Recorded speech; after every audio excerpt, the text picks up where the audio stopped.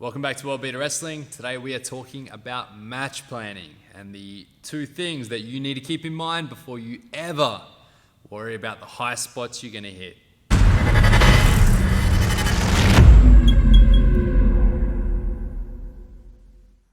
Forget about your match structure, forget about your finishes, your comebacks, your hope spots, your heats, your shines, your move set, your high spots. Don't worry about any of that. The two things I need you to think about first are story of the match and gimmick of the match. So firstly, we'll talk about the story of the match, and we're talking about what exactly are the intentions or outcomes that you need to get across.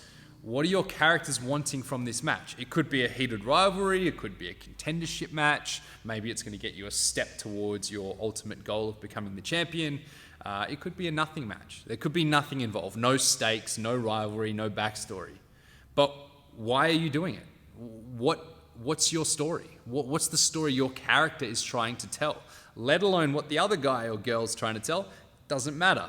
What are you trying to get out of this match? And the reason why I say to think about this first is not that the other stuff doesn't matter at all. You're still going to plug those moves and high spots and comebacks and go-homes and all the rest in there.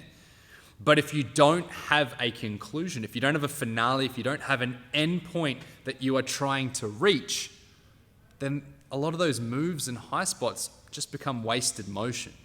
In wrestling, we're trying to maximize our minutes. The less minutes you have, the more you really need to focus on maximizing them. And I think if you start with the finish in mind first, if you start with the outcome of your story of the match first, now you can more efficiently and effectively plug in those little supporting things that are going to build to that climax. I think this is the way that a lot of people write stories in movies, TV shows, at least they should. And I'm sure we've all seen many TV shows where they clearly didn't have an end in mind.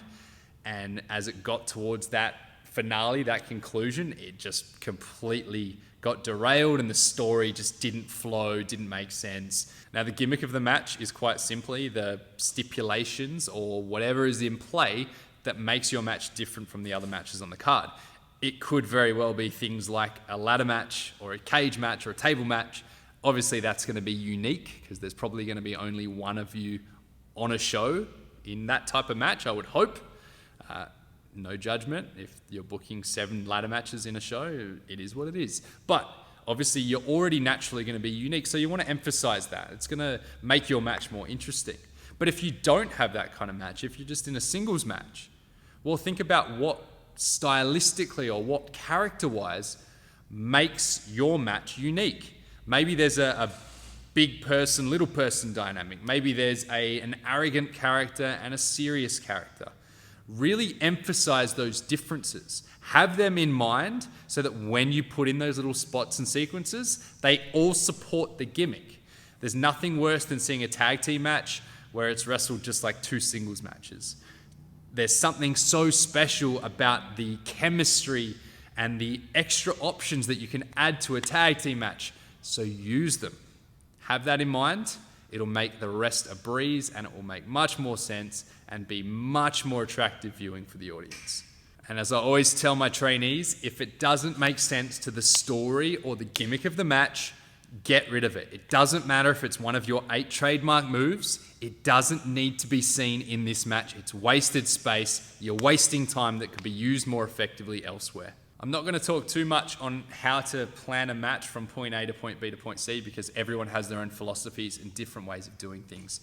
When I first started wrestling near on 20 years ago, I can tell you not many people did put much planning or thought into matches. It was almost frowned upon to plan spots. You would have an idea of the ending, maybe a few rough ideas in the middle, but yeah, it was generally just called on the fly and you kind of just had to fend for yourself and look for opportunities to fight back and do your stuff. In more recent times, in most places, it seems like people put a lot more thought into it. And whilst I won't say that most people plan start to finish, the planning process is a lot more in depth than it ever was. For me anyway. I will tell you about how I like to put things together, emphasizing the story and the gimmick. So the way that I plan matches, I've seen a lot of top wrestlers, a lot of well-known wrestlers who I have wrestled have done very similar things, which kind of tells me that I'm on the right track. But I know it's always worked for me in terms of being efficient, an easy way to work things out, and it generally is logical. And I think that's very important in what we do in wrestling. It has to make sense. It has to support our end goal as a wrestler, as a show, as a promotion, etc. I like to first think about story and gimmick. What are we trying to get out of this match? Once I've got that, then I look at how can we structure the match to fit within the designated time and tell the relevant stories that need to be told. We've spoken in depth before about things like shine, heat, comeback. Your shine being the start of the match where the babyface is generally getting on top, establishing their character, showing that they're dominant in a certain way. The heat is for the heel to overcome the babyface, overwhelm them, put them in peril, and then you come back onwards is your big finishing stretch where everything evens up and you go towards your finish. This can change depending on step one, on what I want to get out of the match, how much time we have. The shine can be shortened or lengthened, the heat can be shortened or lengthened, etc., etc.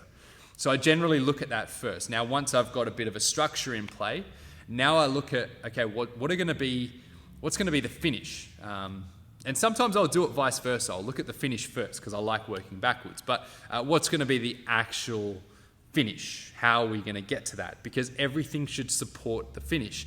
If we're finishing with an armbar, in most situations, we want to do something that puts the arm in danger early. We either tease it, we damage it, we tell that story.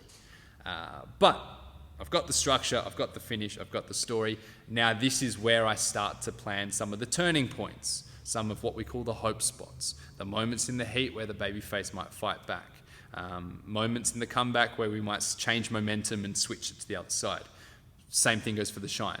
So I'll look at, okay, what are the distinct things that our characters or us as wrestlers do to switch the momentum?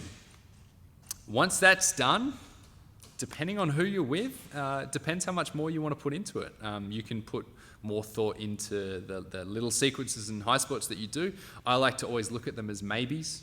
So we might do this, we might do this. But I think if you lock down exactly what you're going to do, it's very hard to read the audience and change on the fly.